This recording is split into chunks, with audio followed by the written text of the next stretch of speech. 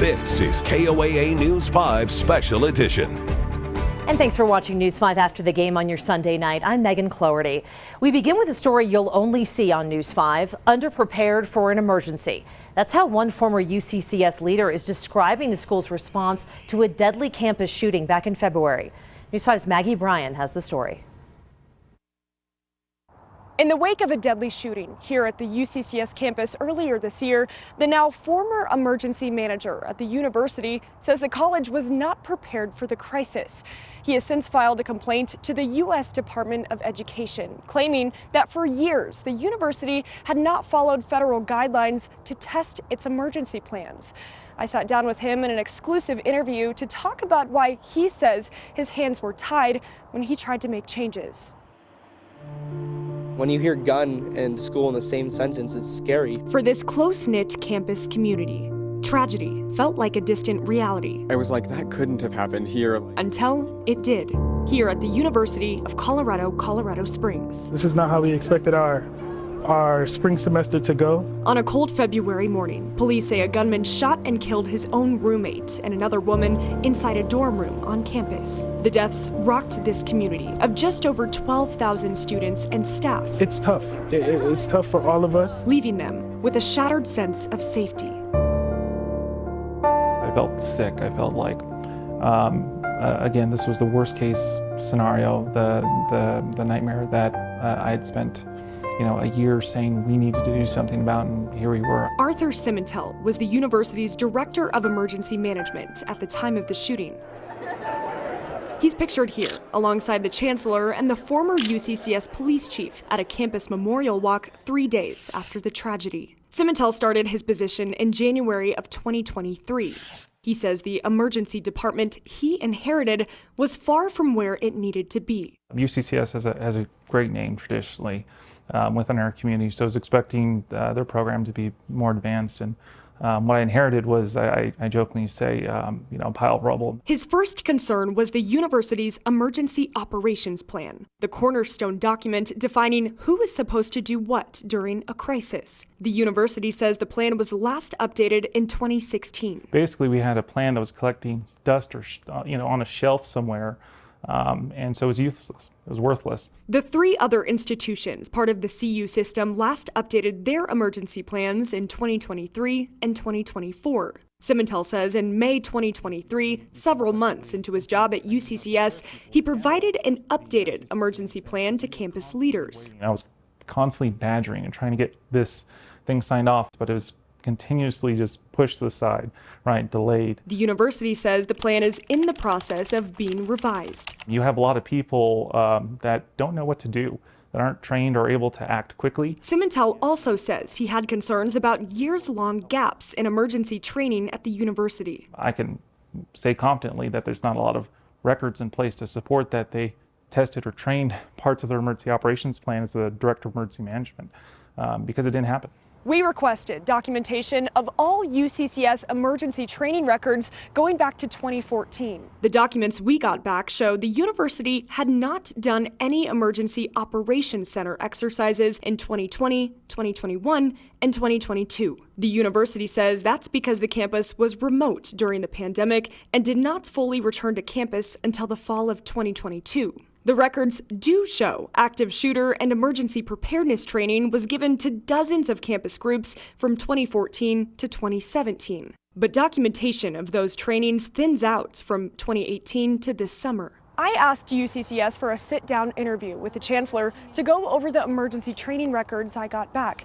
They declined my request. A campus spokesperson says UCCS has yearly hazardous materials training, fire drills each semester, annual residence assistant training, and regular exercises with different scenarios to practice emergency response. However, Simentel says the university's response during the February shooting and in the weeks after was chaotic. So everything from crisis communications, the sheltering, the care, the alerts and warning, the follow-up, all of that, the messages that were going out to the media, the community, some students or faculty members or staff or people that were on campus that reportedly complained of not getting communications or knowing that the shooting had happened.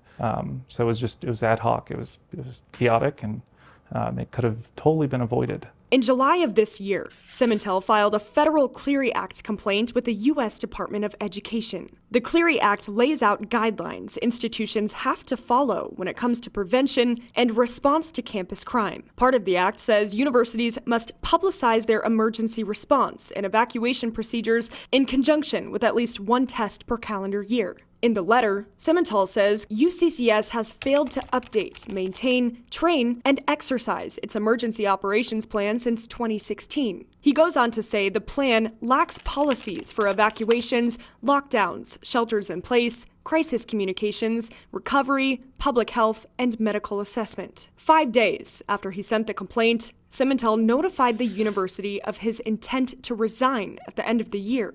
The next day, UCCS Deputy Chief of Police Clay Garner sent a response saying, "I have decided to accept your resignation effective today." So with that, I end up leaving UCCS a bit earlier than planned. The university didn't agree with prioritizing preparedness and emergency management or supporting me in enacting those changes. We took Simmental's concerns to the Clery Center, a national nonprofit that helps institutions comply with the Clery Act. Abigail Boyer, an associate executive director for the nonprofit, says universities have to test their emergency plans at least once a year. But what's considered a test is up to the college's discretion. There's flexibility in how they want to do that or what that looks like for that specific campus. But certainly the expectation is that the people who are responsible for implementing the policy would know how to do that and how to do that well. UCCS is going to be in a world of hurt for a while. Because of where they're at, it's probably going to be several years before they'll be able to catch up and truly be prepared. Prepared for something he hopes never happens again.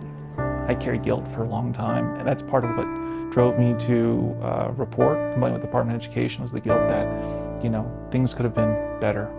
It could have gone a lot better. I reached out to the U.S. Department of Education to ask if it's investigating Simmental's complaint. A spokesperson says it cannot confirm any ongoing investigations. UCCS sent a statement saying, "It's important to note that the individual who has filed the complaint is the individual who oversaw the university's crisis response. In regard to our own assessment, the university proactively engaged a neutral third party to review our campus response related to the event to learn all that we can. When that report is complete, we will publicly release an executive summary of the findings." In Colorado Springs, I'm Maggie Bryan, News 5. Great reporting, Maggie. Thank you. Well, the suspect in that shooting at UCCS is Nicholas Jordan. He was in court Friday and expected to enter a plea, but that didn't happen. The judge granted a request by the defense to push the hearing back. Jordan's lawyers cited his mental state as the reason for the delay. Jordan has had 2 different mental competency exams by 2 different psychiatrists. One found him competent, the other found him incompetent to stand trial. In May, a judge decided Jordan was competent. Prosecutors say enough time has passed and the families of the victims deserve to see progress in the case. Jordan will be back in court next month to enter a plea. And of course, we can't talk about the February shooting inside that dorm room at UCCS without taking time to remember the victims. They were 24-year-old Samuel Knopp from Parker. Knopp was a UCCS student. He was roommates with the suspect. The other victim was 26-year-old Celie Rain Montgomery. She was from Pueblo. Court documents released after Jordan was arrested say that Nicholas Jordan had threatened to kill his roommate after a January argument with Knopp. It was over a bag of trash placed near Jordan's door. The affidavit said Jordan threatened to kill Knopp if he asked him to take the trash out again. According to the document, police say both Knopp and another roommate had filed complaints against Jordan for unsafe living conditions and smoking in the dorm.